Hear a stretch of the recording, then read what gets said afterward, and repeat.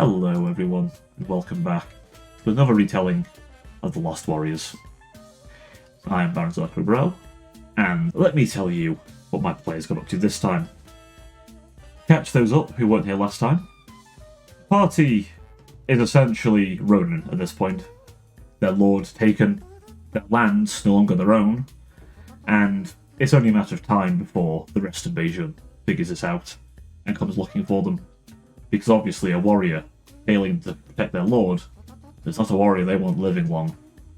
Especially not when it comes to a dragon. They're prideful creatures, one of their own dying, unacceptable. So, to that end, the party went south, in search of Rin. Rin is the third member. I will not be saying who the player is, other than just the character Rin, because they do not stream, unlike the other player members. So, just to bear that in mind going forward. Onyx and JD must stream, so I'll mention that, and that's all with them. Though I'll be referring to character names most time anyway. Just to remind you, Rak is the paladin, now open with vengeance. Ataran is the Kensai monk, who is a little cracked. I'll have to see how it goes with him, though he has offered to change things up if it's a bit much. He's definitely more tuned up than the rest of the party, I will say that. Though I have pointed out to Rak that Great Weapon Master might help him out, because he does utilise a great sword constantly, so might help. He already has a Great Weapon Fighter, so hey, why not? Just needs accuracy buff. But Rin is a Parasite Warlock. What that means is his Parasite patron, known as Simon, yes, Simon, because he can't pronounce the thing's real name, it's an eldritch horror from space, so he has no idea how to pronounce his actual name. He knows it, he just can't say it, physically. But Simon has bestowed upon him various gifts over the years, including a little familiar, but also Book of Shadows, and a few unique gifts to the Parasite patron, such as enhanced dark vision, climbing speed, and various other things. On top of this, the ability to steal and store spells until he goes unconscious, dies, or uses them. This also stops the person who cast that spell from using the spell themselves. So a nasty thing against spellcasters. Now, onto the tale. The party headed south, down towards the Jade Shard Forest. This forest is called that lovingly because of the razor-sharp leaves that are literal pieces of jade. They will shred armour, and they will shred you. Not a fun thing, I can assure you. Now, the party encountered Rin, so to speak. Rin was not alone. He had a group of 6 Iron Sioux warriors. For those who aren't familiar, think it's samurai, and you've got basically what I'm going for. Along with a number of workers. They essentially laid an ambush, thinking that someone was coming for them, after they were already aware Seljuen was potentially burning. As such, they expected a problem. To their surprise, it was the party. So, they went and had a little look-see. Upon realising, yep, that was them, a hand signal was thrown up, the party responded, and, after a bit of an update, they had a plan. The Iron Sioux warriors would take the workers and go to the road, to the west, looking to get to the city by that route, after having the workers help them adjust their armour to not look like Iron Sioux anymore. Their dismay, due to the fact that, well, their lord being dead and them being basically Ronin meant, well, the land didn't trust them and would likely hunt them down. Essentially traitors. Especially when the lord's own personal guard's blades were at the site of his death. Not a good look for the rest of the warriors when those are the most trusted, after all. So, the party would go around the forest, rather than through, to avoid any hassle and to keep the mounts. Rin apparated his own mount using summon steed, I believe. No, phantom steed, that's it. Similar spell, but different effect, kinda. Now, once they'd gotten in range of the city, they discovered, well, simply put, It was literally being besieged.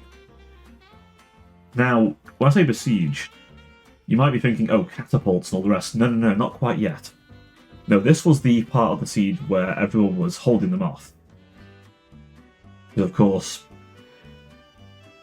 well, let's just say they were awaiting siege equipment. They'd already killed anyone who left the city, so most of, if not all, the warriors within were dead. The civilians were doing their best. To little effect. Hobgoblins were shooting arrows over the walls and harassing them from the sides. The knights were on watch for anyone actually worthy of their time. And a fort was constructed between the two cities in the south. Wuhan and Duhan. Wuhan was where the party's going. Duhan was a bit further away. The city is known for its steelwork, whereas Wuhan is a harbour with incoming trade. And specifically fishing, most of the time. Though people from the barons typically come over that way as well. Most trade is generally either from land or, in very rare cases, sometimes it'll be delivered via a balloon. Very rarely though. Normally by land. As the seas aren't always the safest. But to the south, a lot of water-based trade will come in. Especially those who found interesting relics of the barons. The party needed to get to the barons, so a boat from there would have been simple, had the city not been sieged. As such, they devised a plan, and this is the part where, well, I was a bit of a fool because I forgot to make a map for the camps. Stupidly, I thought, oh, they're not going to go to the camps, why would they do that? They did exactly that, didn't they? So, of course, I had to go and grab an old map. Thankfully, Roll20 let me keep them, because I was reusing a campaign. So, I had lots of spare maps handy. Very fortunate. It helped that they're going back to an old location anyway, so, yeah. Always helpful. So, they then went to the camp, after I quickly threw a map together. Dealt with it very quickly. Rack, however, did not fare too well. He got surrounded by hobgoblins and very quickly beaten. Very badly. Not on the first round, though. He survived just about. Asuran joined him. However, despite Asuran and Rin taking out a hobgoblin, and the round before he'd already taken out a knight, basically. Him and Rack had basically just one-rounded the guy very easily. No hassle. Hobgoblins, though, did gang up on him, and Rack was down. Thankfully, Asuran and Rin quickly dispatched them, and after a medicine check, all was well. Though a 1 was rolled on one of the death saves, terrifyingly. Which could have been a rough one. But they lived, and managed to hide Rack, whilst Asuran and Rin decided to play a little ambush on those who would come from other camps, because, well, Asuran is incapable of stealth at range due to the fact that he uses guns. Guns are loud, as you might know. You know, only crazy statements here. So, of course, Rack was hidden under the leaves, and more enemies turned up. The party very quickly dispatched most of those, but some got away. The knights specifically got away in this case, and managed to call upon a lot more warriors. This time the party felt it was best to hide somewhere else, whilst about 30 figures I believe it was, turned up. That 20, I can't remember exactly the numbers, it was 20 or 30, but needless to say, a lot. Including a knight clad in black. This one was different to the others. His blade was infused with demonic power, and he seemed to have an understanding of demonic summoning. A little detail I didn't mention until just now. The camp had a demonic summoning circle that they were going to use to acquire demonic assistance in ripping down the gates. And let me assure you, there are plenty of fiendish creatures that would have been more than willing to tear down that gate for a few souls in there. It would not have been hard. Even if they had warriors to dispense of them, they would not have lasted long. So, naturally, the party destroyed the circle, meaning things were changed. The knight demanded a siege immediately. So the party naturally decided they'd steal the fort. Now, the fort is a wooden structure, about 20-foot high walls with about 40-foot high towers at the front. Fairly impressive to be made out of wood. The party had not quite seen this kind of logistics from these guys yet. Whether they will or not depends on what they do, but we'll see with that one. However, a fort was made, and of course, it had to be dealt with immediately. Otherwise, things were going to get a lot worse. Within this fort, however, was one of the undead from before, former warrior, twisted into a monster, who was essentially in a state of confusion, trying to figure out where his organs and skin was. I say this quite literally when I mean he was tearing into a man for his organs and skin to try and wear it and be alive again. It sounds delusional, but imagine you wake up from being dead and you're somewhat conscious and aware and you're trying to breathe and you can't. Imagine the panic of trying to breathe and nothing working. Imagine that never goes away. It might drive you mad. Absolutely mad.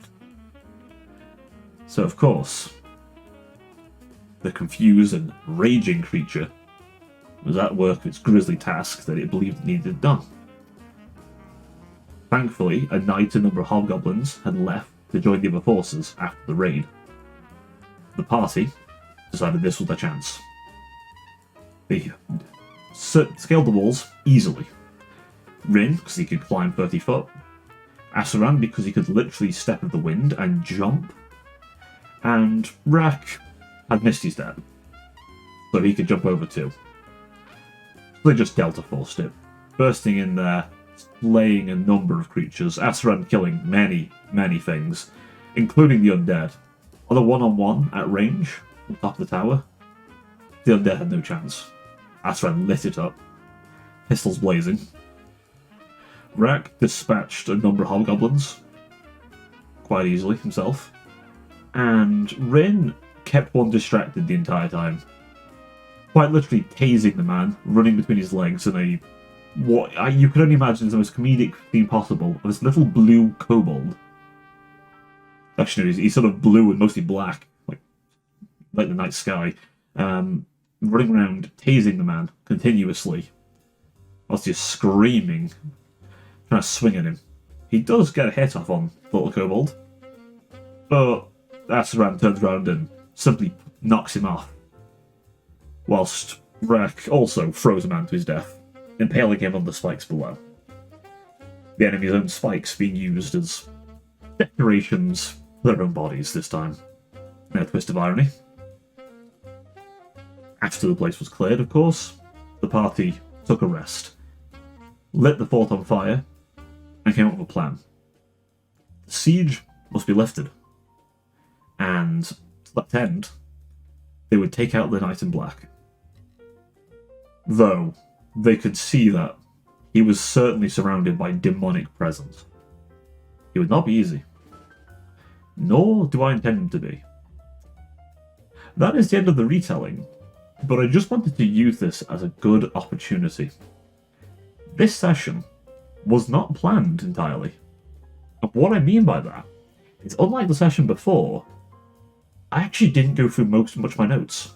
About 25% of my notes this time. And that's okay. And I'll explain why it's okay, because I think it's useful for anyone starting DMing. A lot of people I know don't take notes. I like to. You don't have to, by the way.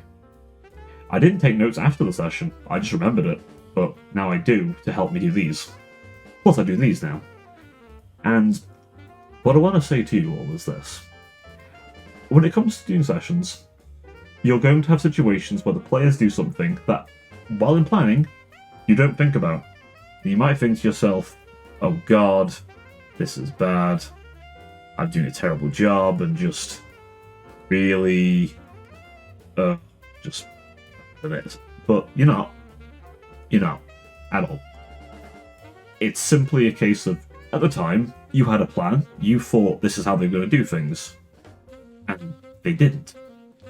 You might have also mid-session thought to yourself, hey, this makes more sense to do it this way. That could change your plans dramatically. You might say to your players, oh, this is a thing, and at the time then realise, oh wait, no, hang on a sec, that doesn't make any sense. Why did I plan that? You know? Little things, right? So as the walls in this case. I, for some reason, thought 40 foot made sense, but then thinking about it afterwards, that's insane for a quickly built wooden fortress. So I adjusted that a bit. They didn't have magical assistance, so it didn't make much sense. Had they had magic on their side at the time, then yeah, a 40-foot wall might have been a bit more feasible. Like if a druid grew trees from nowhere, for example, and they built a fort around it. But that's because I go a little lower fantasy. I don't go super high fantasy. Though saying that, the land they're in now is ruled by dragons and the like, so it's kind of high fantasy. I don't know. I like my high fantasy. I've grown with appreciation for those kind of things, but I like it a bit lower, a bit more grungy. But yeah, if at any point during a session you think to yourself, that wasn't in the plan, oh god, don't worry about it. Roll with it. The more you learn improvisation, the better. If you can improvise, it's just going to make it more fun for everyone. And if they do a fun thing that you didn't think about, like, I don't know, push him off the bloody tower into a spike pit, go for it. What's the worst that could happen? They enjoy it. That's the whole point, you're doing this anyway. But that is all for today. A shorter one, but there wasn't a lot to retell in many respects. The length for these videos is going to vary a bit, so depending on what happens. I'm going to have this done, hopefully, by the time I'm recording this, it is the Sunday prior, but you'll probably be seeing this next Saturday, whenever that is. So, I hope you're enjoying this, and I hope you want to hear more about these ridiculous adventures that my party go on. And I will try and explain little bits, either that I explained to them if needed, or maybe I didn't, and just lore bits that weren't required at the time, but you might appreciate. But that being said, I'd like to thank you all for watching. I have been Baron Zarko, and it's been a pleasure yet again to tell you about the Lost Warriors. This was session 2. I will see you next time. Till then, ciao for now.